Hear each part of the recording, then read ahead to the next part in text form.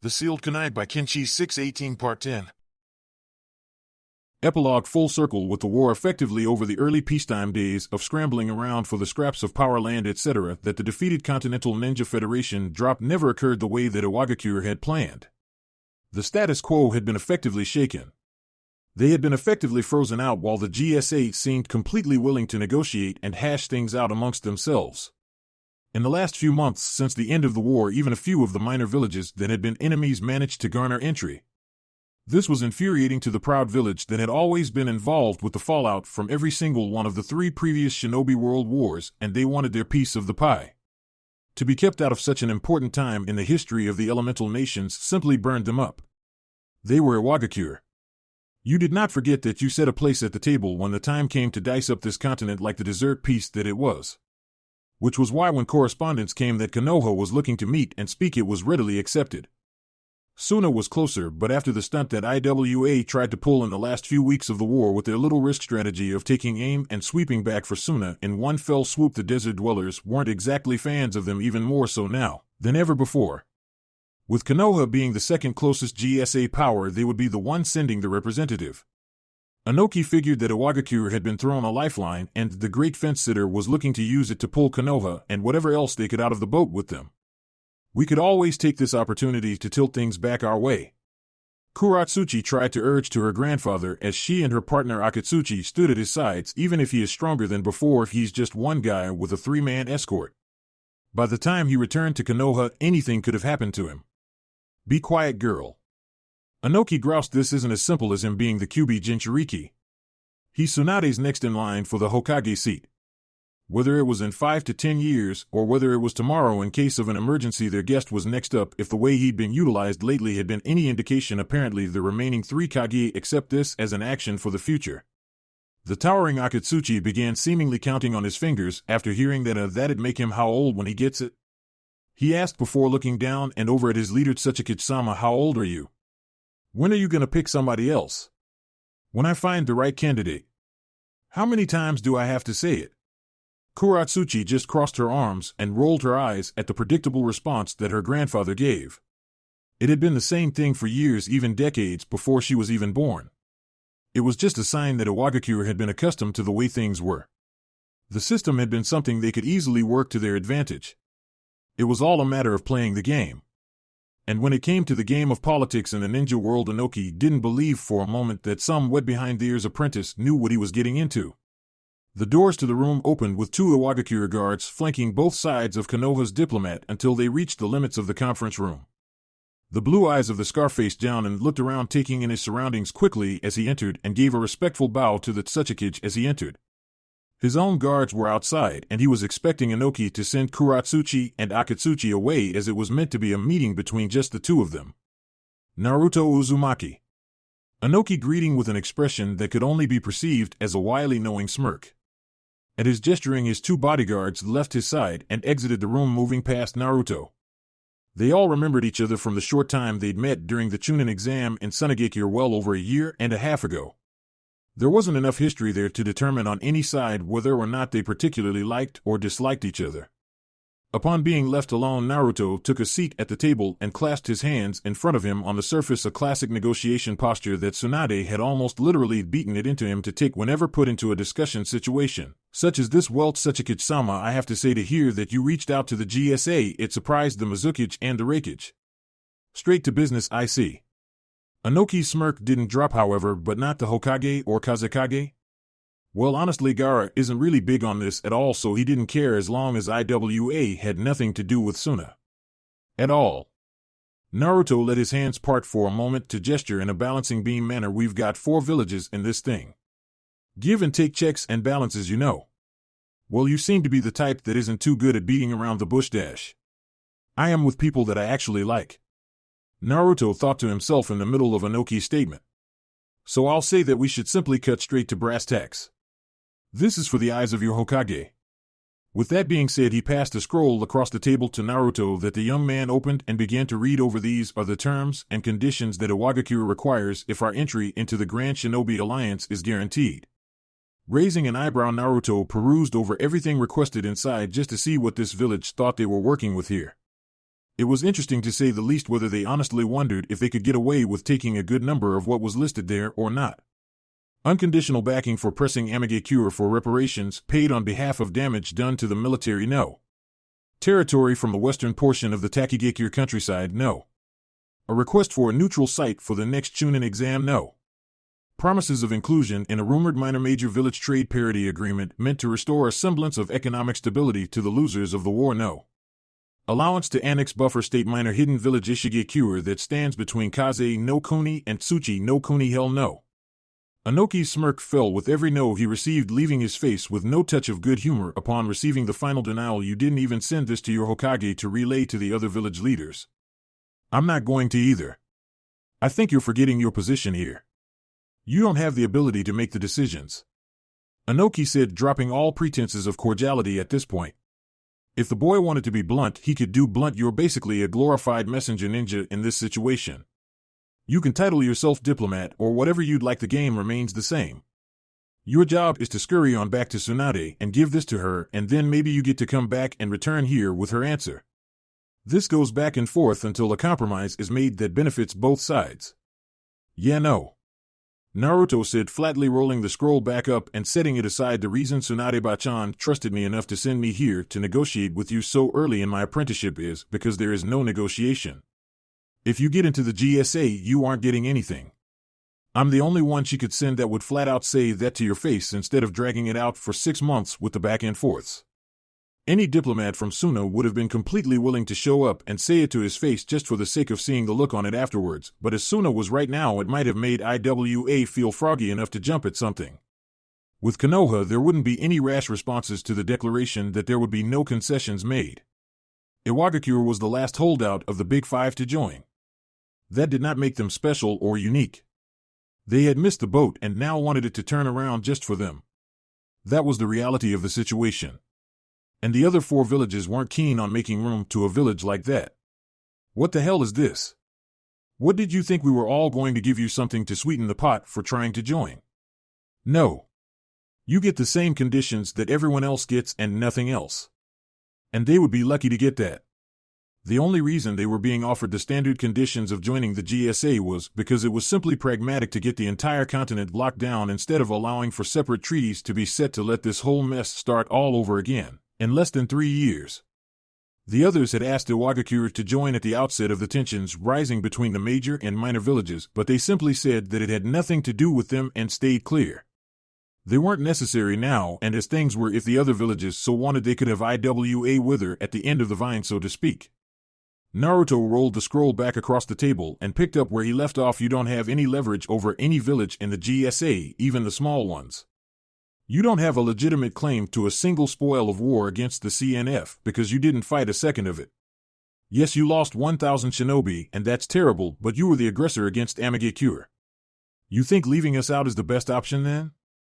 Anoki rebutted, throwing the scroll away like trash once it reached him. Are you really sure that this is the unanimous opinion of the GSA?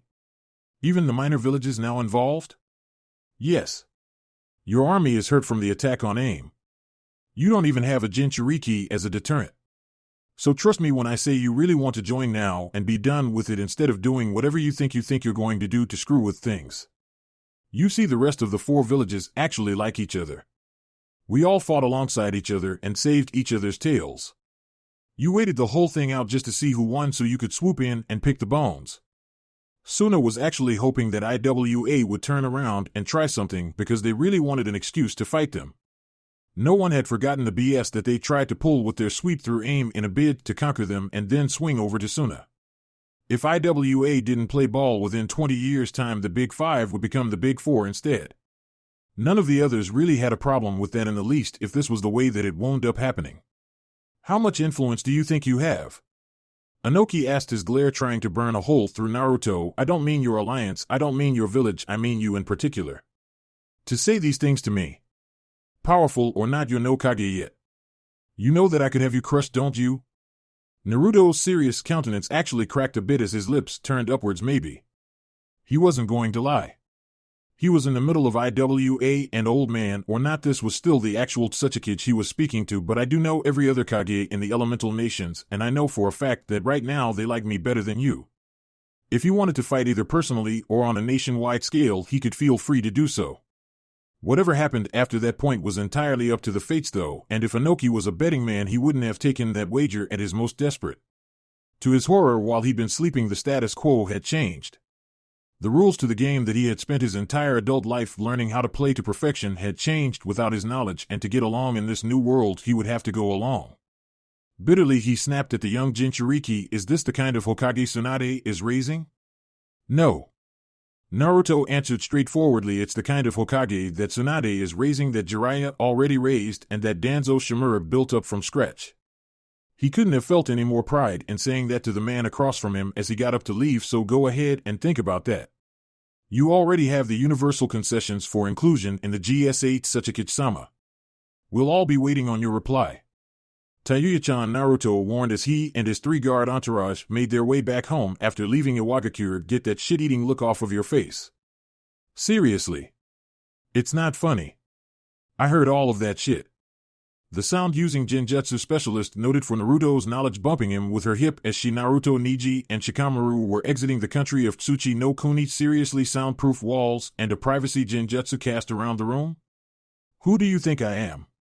Looking curiously over at Naruto, who seemed to be somewhat embarrassed by whatever had been said in the conference, Niji couldn't help but wonder. All he could do was see through the walls. Unlike Tayuya, who specialized in sound-based things, "What exactly was said between you and the Tsuchikage?" Tayuya gleefully opened her mouth to answer until Naruto covered it tightly. "Need to know." Naruto said in a chiding tone of voice that only made her eyes twinkle. "Seriously, what am I gonna do with you?" "MMPH me. There are only two things you could have said just now, so I just have to ask, was it PG?" A shake of the head told Naruto no, of course it wasn't. In return, Tayuya just shrugged and chuckled huskily. What did he expect from her by now, really? Tayuya had become one of Naruto's most constant bodyguards on these recent trips around the continent. Oftentimes she would try to make herself available on his excursions to ensure that she would be able to broker some guaranteed alone time with him. Tsunade tended to hog his time to drill him nonstop on what he needed to know and what would be expected of him as the Hokage. She would have never expected it 8 years ago that the stupid kid she chased out of Otogekure would have wound up prompting her to fall in love with him, and she never would have seen it coming that he'd wind up as next in line to be Hokage. Either way, she was just happy that this time it was going to be a reasonably quick trip. They'd be back before anything had time to go wrong, and she even got a night to play with him in the hotel they were given rooms to stay in. There was quite a bit of biting, scratching, bumping, and cursing to really be considered any sort of playing, but the both of them had gone to bed happy after it had all come to an end. "You know me, Uzumaki," Tayuya said to him with a grin after prying his hand away. "When it comes to you, I just can't control myself." She then made sure he had his full attention, giving his hand a quick peck before visibly mouthing later to him, "As long as whatever he said doesn't get us ambushed on the way back to the village, I don't care." When it came to Shikamaru, the attitude of the Chunin over the last few months since the end of the war had been mixed, to say the least. That's not a very encouraging attitude to have. Niji said, wondering if Shikamaru was ever going to endeavor to get his mess together and get himself promoted to Jounin the way that everyone else in the group managed to. "How do you hope to excel any further?" "I really don't think I want to," the lazy genius admitted. Inside, he was wrestling with himself over his dislike of doing active things and his dislike of having responsibilities presented to him. On one hand, there was no more fighting for days at a time, which was great for him because he actually had to give his best in the field. On the other hand, Naruto had basically picked him to shore up the administrative side of things in the future once he started taking things over. While it was more appealing than fighting and leaving the village regularly, the workload that would invariably come with it left Shikamaru dreading the next 5 to 10 years. "Oh, don't be such a limp-dick about it," Tayuya remarked in Shikamaru's direction. "Not getting killed isn't the only reason you should. You can find other reasons to want to do your job. For instance, for me staying around a yellow-headed jackass that really seems to like it when I make him pull my hair and take me from MMMPFRPM. Once again, Naruto covered Tayuya's mouth. Naruto seems to have trouble keeping those close to him in line, Niji pointed out. But it was all in good humor. He knew for certain that Shikamaru and Tayuya would follow whatever order Naruto gave them. But they had been around each other for a long, long time. Well, to fix it, he can stop taking his friends and lovers with him on these long mission trips out of the village. Shikamaru drawled in return, "And I'm not saying that just because I'm one of those friends he tends to bring. That is why you're saying that." Naruto accused. It's not my fault the next gen best are all people I know including you. It's just troublesome, that's all I'm saying. Sometime later, Konohagakure no Sato, Hokage's office, months after the Fourth Shinobi World War came to an end, and while things were different they had fallen into something of a pattern of comfortable normality again. It was a relief after a long time of uncertainty and suspense even back before the war had actually begun. It was over now though. Boy was it over. And she couldn't have received the news that it had been over in a more startling manner. Tsunade's original reaction to Shima turning up to her office and summoning a frothing at the mouth Naruto with bits of grass around his lips was absolutely priceless for the old female toad to see. The only thing better was the series of emotions that Tsunade's face went through upon being informed that the war was over and Naruto had been the one to end it in exceedingly brave and equally idiotic fashion. The stages of acceptance, abject shock that it seemed to be over so suddenly. Unbridled joy and happiness that it was all over. Sober understanding of just what had occurred to make it all happen. Complete rage at the person that had decided to take matters into his own hands to do so. Repeatedly for several minutes until Naruto woke up and realized where he was. Then he was met with the complete rage portion of the stages. Tsunade probably would have thrown him back above the clouds if he hadn't already been suffering altitude sickness from the constant extreme shifts in altitude he'd been subjected to begin with. This was to say nothing of the reaction of the army when Shikaku learned that the Naruto that had been with him and had been a focal point of the advance plans had been a clone. It was then that after all his experiences in life he understood two things in particular. One, that damn it that Jutsu was dangerous, and two, that Naruto was its undisputed master. Needless to say, the knowledge that the war had ended without a single life lost in what was shaping up to be the next and final campaign of the conflict elicited widespread cheers and celebration from the battle-hardened Konoha faithful that lasted from the early afternoon until late in the night. Even away from home they found the drive to party. It was a celebration. Everything was over with. Even Suna ninjas that had been coming to reinforce the Konoha divisions with extra force wound up getting swept up in all of it. People laughed, they cried, they shared stories of their experiences from everything that had occurred from day one to what they were doing when they found out that Amigakura's leadership had surrendered. Naruto's clone stuck around due to being located by some of his actual friends. Instead of bursting the bubble of every single ninja there by saying he wasn't real, he rolled with being the genuine article for the day and partook in the real delights and revels of victory, including lots of time with some of the women that had found themselves close to him over time. Temari was especially excited to find him and celebrate the end of hostilities between the two sides, more than willing to steal him away and keep him to herself once she got a hold of him. Shikaku didn't inform anyone that the Naruto with them had been fake, deciding that some things were better kept under wraps. As opposed to the original, who spent that day in Konoha dealing with being fretted over by Tsunade while she provided him the medicine needed to fix him up quickly and being chewed out by her as she forced him to stay behind and assist her in beginning to draft the armistice that would be sent to Amigakure.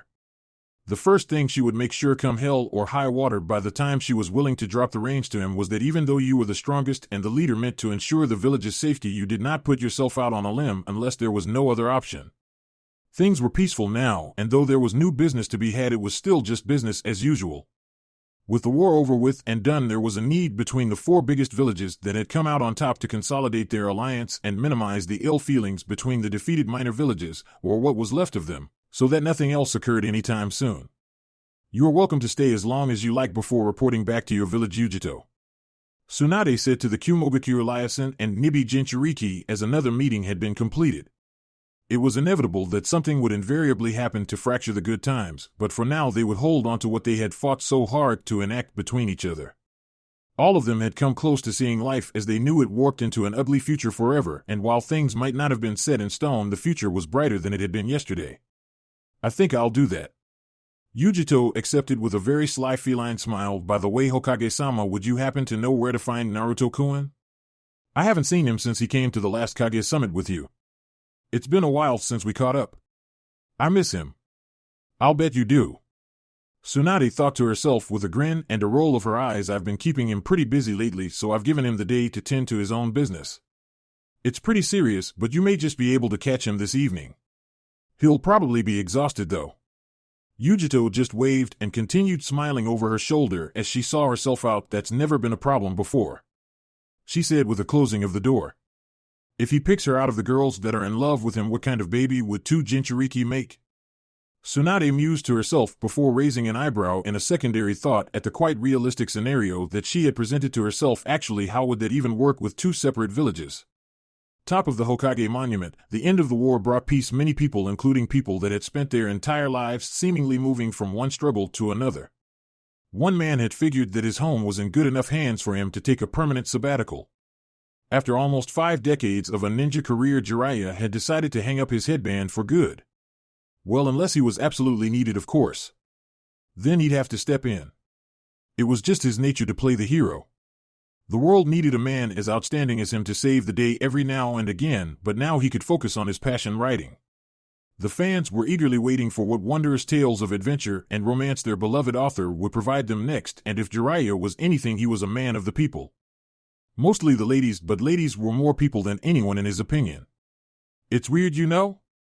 The white-haired older man said with a content smile on his face. I think this is the first time I can remember where something like this ended, and I really can't think of another enemy on the horizon to fight. Of course there would be one. There always was. But for now he couldn't see one, and that feeling was surprisingly easy for him to accept. Jiraiya sat on the head of the 4th Hokage that had been sculpted into the face of the mountainside, simply thinking aloud as he tried to get some work done on the next installment of his series of novels. Why the hell not? He needed the feedback after all, and he didn't really trust many with critiquing his work. It gave him a sense of comfort to speak aloud, as if he were really talking to Minato or Hiruzen, depending on whose head he chose to sit on that day, as if he were filling them in on everything that had transpired since they departed from that plane of existence. He was glad that his final student's home, where he was now living in his retirement, was extremely close. He could go there any time. Your brat's gonna take your job, you know. Jiraiya said with a smile on his face as he scribbled away possible plots and new character developments in his notepad. Due to his one arm, he had to keep the pad on the surface of the carving. It's just a matter of time now. He needs time to marinate in the expectations of the role, and no, I couldn't think of a better metaphor, so shut up. The Minato head didn't answer. It really couldn't, you see. It was just made of rock. Rocks didn't really talk. You could pop off to them and smack them like the heads of stubborn children all you wanted to, and you wouldn't get a response. Don't judge me with your silence. Jiraiya said, as if the stillness of the day were a language in of itself. I could always tell when you were biting your tongue because you didn't want to piss someone off. That's why Kushina always called you flaky. This time, however, nature did respond with a strong enough breeze blowing to rip out a dozen pages of notes from the worn notebook, sending them flying through the air to be scattered to the 4 corners of the village. Well, didn't that suck? Jiraiya just watched them all fly away, as there was really nothing he could have done to stop them. He looked directly down and then straight up with a sigh. Minato, you're a real petty bastard for a guy that had a hot wife and a Tobikage-san. Well, this might have been a sign from beyond anyway. Maybe he should retire the Ika Ika series and take another foray into writing a traditional novel? After all, he certainly had a brand new subject that he could base story events off of this time, after all. Yeah, and now it wasn't like he didn't have the time to compile a portfolio of new ideas. He had lots of time. Nothing but time, as a matter of fact. But I can't reuse the character name Naruto for this story, though. Perhaps he could come up with another name by staring at another meal he enjoyed? It worked once before, after all. Meanwhile, Forest of Death, business as usual in Konoha, meant a lot of things for a lot of people. For Rude, it meant covering the future Hokage's ass from the shadows and doing the things for him that he couldn't be caught doing by others around the world. Or you know, the whole covering his ass thing. The only safe place in all of Konoha for Naruto to go for the final piece of business he needed to settle up before looking forward to the future was deep inside of the Forest of Death. Not for him, of course, because the Forest of Death was anything but safe, but for the village. Even if the Kurama had promised on his tails not to raise Konoha to the ground, if he managed to win and free himself, the act of him being released anyway would be extremely destructive to anything in the immediate vicinity. Of course, at the moment there were enough deadly things in the forest to worry about before worrying about something that Naruto was already on the job of handling. In Sai's opinion, the spiders in the Forest of Death had evolved again and become the dominant species. They were also extremely territorial. The feeling of the Kyuubi's chakra emanating from Naruto seemed to keep them from straying too close, but you never knew. Those spiders had the instincts of top-flight predators. I really must say, Kayamizu-san, that I feel uneasy having you here for this task. Sai commented, hand on his tanto just in case something went down out of the blue. He was not going to be caught slipping by any of those damn spiders. They already killed around 7 of them on the way to the clearing area, and they were bigger than ever. I can't guarantee your safety to Naruto-senpai, so I don't know why you wanted to come here. He and Maki should have been more than enough to protect Naruto from spiders, but since Hamiko had come along as well, she'd brought 4 of her transforming golems that would defend her with lethal force if the need arose. Maki was more than willing to accept the help of the Will-Free Equalizers, but Sai was still wary of them after his first brush with 1 years ago. When it comes to a matter of seals, I will always be there for my master no matter the danger. Hamiko commented, brightly hands on Naruto's stomach so that she could monitor his progress with his Biju control battle properly. This is my duty as a retainer of the Uzumaki clan, and I will lovingly serve its head as needed. What does as needed mean, Kiyomizu-san? Maki asked, sitting patiently on the ground, eyes constantly panning to her beloved senpai in the hopes that he would awaken soon with full control of the Biju within him. Exactly as it sounds, Maki-san. But I'm assuming you mean physically? You already know that I am Master's mistress. Why does that not bother you? I've already told you why. If memory serves correctly, Maki-san, Sai interjected in a feminine discussion, didn't Danzo-sama deign you to be the future wife of Naruto-senpai? You even claimed to me that you were willing to wed him if the mission required it. So if anyone should understand performing one's duty, it should be you. Unless you're indicating that you would enjoy adhering to that task. Maki simply stared at Sai as blankly as she could muster her facial muscles to allow Sai-senpai, I'm so sorry to inform you that I'm afraid your days of flustering me with remarks on my relationship with Naruto-senpai are behind us. Naruto had made sure that Maki had more than accepted the fact that not only did she have feelings for him, she more than enjoyed acting upon them. She delighted in getting him to hold her. She oftentimes enjoyed checking in on Naruto at night after Tsunade was done sending him on errands, the intimacy he gave her keeping her coming back. If she was ever indeed directed to follow through with Danzo's original intentions for her, she knew without a doubt that she would do so with great enthusiasm. The very small but victorious smirk on Maki's face upon not allowing herself to be rattled by Sai's comments died when she realized that Hamiko was staring directly at her with an unreadable expression on her face. The white-haired girl was no fighter, but what she had shown herself to be capable of creating with her sealing abilities proved to be quite imposing. It was quite possible that the chesty young woman could give someone hell if she so wished. If this is indeed the case, Hamiko said to Maki, then the day that this occurs and another woman becomes Naruto-sama's legal wife, whoever it is will receive the same power over me that Naruto-sama does. Slightly less, as his orders will always override that of any other, but nevertheless dash. What does that mean exactly?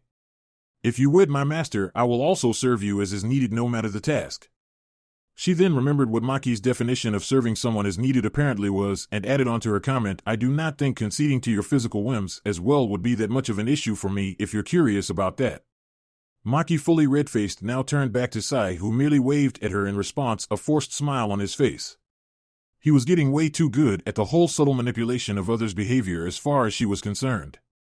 Maybe Danzo picked the right person to take over route after all. And as her eyes drifted back to the steadily meditating Naruto, she told herself that maybe he had picked the right person to take over as the eventual Hokage as well.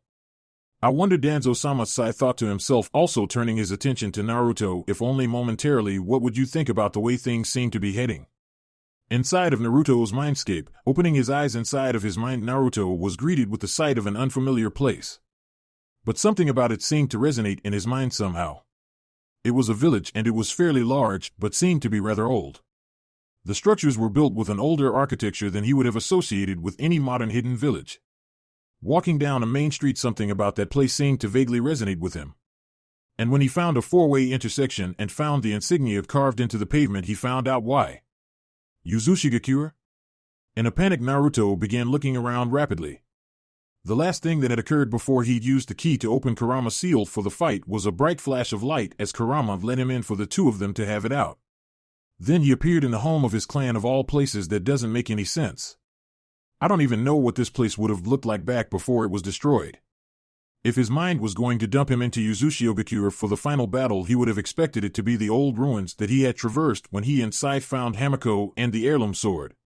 He didn't think his imagination was that vivid to make an image of an intact village in his head with this much detail. For Kami's sake, he could smell the saltwater in the air. Well, yeah, sweetie, you don't, but I do. Wait. This was his mind. There shouldn't have been anyone else in his mind but Kurama. If Kurama was behind him speaking to him, though, he would have run him through with one of his claws like a skewer stick. And sweetie? If Kurama ever had the lapse of mind to call him that, he'd kick his ass out of principle. And Kurama would probably help Naruto beat the hell out of himself for allowing that to ever even come out of his mouth. It sounded like a woman had said it anyway. Turning around to find out just who had the nerve, Naruto came face to face with someone he'd only seen once in a stray picture. Long red hair, violet eyes, and the warmest smile he'd ever seen any other human give him in his entire life, a maternal one. This couldn't have really been Kushina, though, could it have? Naruto took 2 steps back and looked around suspiciously. Kurama, you jerk. You called no illusions months ago. We both agreed. They agreed mostly because neither could consciously do them. He was prepared to keep calling out his tenet until the woman's warm hand rested on his face. I'm not an illusion, she said before taking a moment to think and amend her statement. Well, I'm kind of an illusion in a technical manner of speaking. I kind of imprinted my chakra inside of your seal for when you finally decided to take the plunge and fight the Kyuubi. Wide-eyed Naruto stared at the woman as she continued to stroke his cheek fondly. So you're a chakra imprint put in my seal? Yep. That was supposed to manifest when I went to fight Kurama. Ooh, my baby's smart. I still think you're an illusion. Not too smart, though. Good. The woman said with a bright smile. If you were too smart, you'd make me feel dumb, and you'd never make your mother feel like that, would you? Kushina found herself almost lifted up off of the ground when Naruto wrapped his arms around her in a hug. He didn't think she was an illusion. He just simply couldn't believe that he was actually in the presence of his mother. It was more along the lines of his mother's chakra. Same difference either way, it didn't matter. In the end, Kushina still returned the tight hug as hard as she could, marveling in how big and grown up her son was. The last time she'd seen him, the only time she'd seen him, he'd been so little and defenseless. Now she felt like the one that was defenseless. Now he was as strong as she could have ever imagined he'd ever grow to be. She could feel it just from being there. Hey, I thought you would have been somewhat expecting me at some point. Kushina said, still hugging her son. Since Minato isn't here too, I assume he's already run through his shot with the imprint. He didn't say anything about me? At that, Naruto blinked and pulled away from the woman that birthed him, giving her a somewhat vacant stare as he tried to remember. It was kind of hectic at the time when we met. The only things I really remember are getting an explanation about the masked guy and Akatsuki and bitch-slapping Dad. You bitch-slapped Minato? Kushina asked him in amazement. He told me to. He told you to bitch-slap him? Not in so many words, Naruto admitted sheepishly. Minato hadn't necessarily told Naruto to hit him. He just said he would rather have had Naruto express some sort of anger at him to make him feel better for the ceiling. To Naruto's amazement, Kushina actually began laughing on the spot. You backhanded him. Oh, you're my son, Kushina said, wiping a forming tear of humor from her eye. Why use the back of the hand? Naruto hadn't really thought about it until the question had been raised by his mother, Minato's wife. Honestly? Kushina nodded, honestly wanting to know, despite Naruto's hesitance to say something disparaging about his father right to his mother. Bitch face. His face is too perfect for a grown man, a grown ninja man, to have. No wrinkles, no scars, no marks, nothing. He needed to be slapped with knuckle to leave a mark or something. With the way his own face naturally looked, Naruto expected his father's face to have some character. Somewhere. Some sort of indication that this was a man that would kill your army in flashes of yellow in between periodic sessions of stopping in front of you and laughing at the look on your face while he did it. Thank the heavens that he got most of his facial definition from his mother's side of the family, even though her face didn't look anything like his other than a few particular traits. Maybe if he'd been raised with it, Naruto would have gotten used to Minato's face. Hell, maybe if he'd been raised by Minato, the man would have lived long enough for his face to get some marks of character, but that was not the case. Exactly. Kushina said, dusting Naruto on the shoulder with a grin on her face. People didn't get it why I always said he was girly. I love that man with all of my heart, but most women have to wear makeup to make their face look as unblemished as Minato's. Oh, I think I love you more than anything else in the world right now. You'd better. I'm your mother. The shared mirth between the two of them tapered off, and only a desire to make this moment last as long as possible remained. They both knew it wouldn't. It couldn't. But for a short while they could pretend that they were really together. That Kushina had lived to see the ups and downs, both the horrible and the wonderful things that made her son who he was, and all of the events in life that made him the man that stood before her. So you defeated the masked man? Uh-huh. Did you find out who it was? I saw under the mask, but I didn't recognize them. Naruto told her I don't care who it was. He didn't deserve a name. He took my mother from me. Kushina reached out and held Naruto's face in her hands. She just couldn't get enough of looking him over. It was incredible to her. Even with the Fuinjutsu clearly disguising whatever was in his right eye socket and the vertical scar that adorned the skin on the brow and just underneath on the cheek. Tears came to her eyes. If she or Minato had been around, things could have been safer. If they'd been there, so many things would have been different. He wouldn't have had to live in the dark for as long as he did just for Konoha. As she let the tears fall down her cheeks, Naruto just smiled at her mom. It's okay. A lot of things happened, and I've done a lot of bad things. I've hurt a lot of people. I used to be such a prick to people. I still am kind of. And maybe with you or Dad, or both, I would have been a better person. I just want to know, if you don't tell me anything else, I just need to hear you tell me if you're proud of me or not. Kushina's breath hitched as she bit back a sob. No matter what, if you say yes or if you say no dash. Naruto continued, trying to keep her from sobbing. I just want to know what you think of who I am. There's nothing you can say to make me not love you, Mom. You gave everything for me. And you should get to judge for yourself how the results of your and Dad's sacrifice turned out. Looking at his face, into his eyes, there wasn't any cold, emotionless. He was putting himself out there on the line to get the truth from her. It was all he wanted. Luckily, the truth was all Kushina was prepared to give. She was never one for lying, even as a kunoichi. You've done so much. The redhead started to say pleasant and unpleasant things. Difficult things. Things that make me laugh, things that make me cheer, things that make me cry. You've touched a lot of people's lives, some I'm not sure I'm too fond of, honestly, but they're important to you, which is what counts. You've hurt a lot of people too.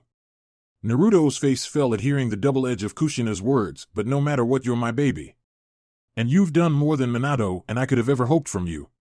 I'm proud of you, and even if I'd been there with you, nothing about that would have changed. To top this off, Kushina removed Naruto's headband and laid a long, thoughtful kiss on the center of his forehead. She pulled back to find that Naruto was crying as well. Oh man. Naruto said, shaking his head in happy disbelief. He had to say that it was a good thing he didn't know Edo Tensei. He might have been tempted to use it on his enemies just to bring Kushina back every now and again. Oh man, oh man, oh man. This is not what I need right now, Mom. I'm about to get into a fight with a Biju, he remarked playfully while wiping at his eyes. Kushina put on a smile herself despite her reddened puffy eyes. Well, don't lose your edge.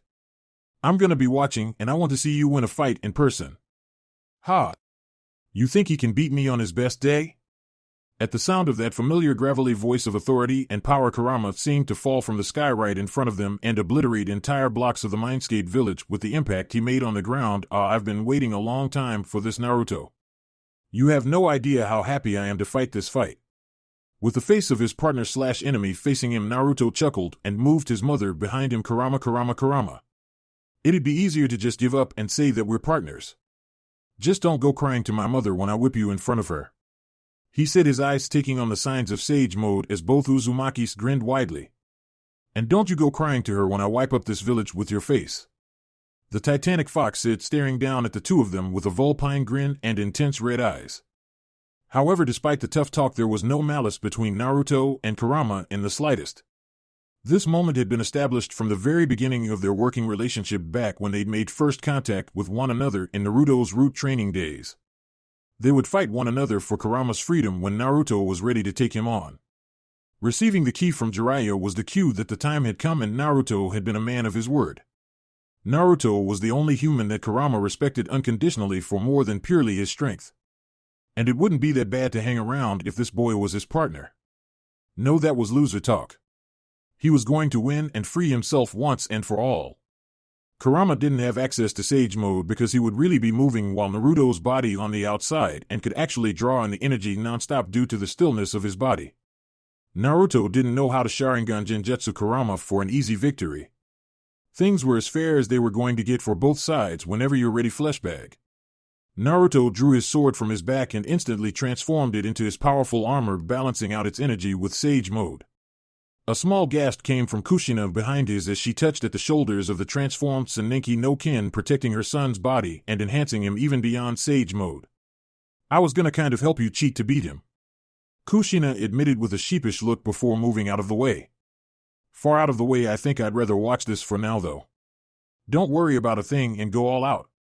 I can't be hurt here. Kurama simply let her move before turning his attention back to Naruto. So how are you feeling about all of this? After everything that's happened and what may come? Tell me. I really want to know. He wanted to hear firsthand the things that made him the kind of person he respected. Naruto shut his eyes and sighed, happy about everything that we've done, scared, but really excited too about what might happen, really hopeful that this is just the start. I can't even tell you everything. Not at one time on the spot. With that done, he opened his eyes, a determined smirk on his face as he settled down and steeled himself for the fight. The blades on the tips of his fingers shining just as brightly as his hair and eyes. I'm not done moving forward yet. Naruto Uzumaki, this is who you are. Kurama thought to himself with no small measure of pride as he faced the diminutive human down. Now let's see if I can get to what's at the end of that horizon. The to-be Hokage said as he faced down his inner demon, because I'm definitely going to be dragging you along with me for the ride. The end.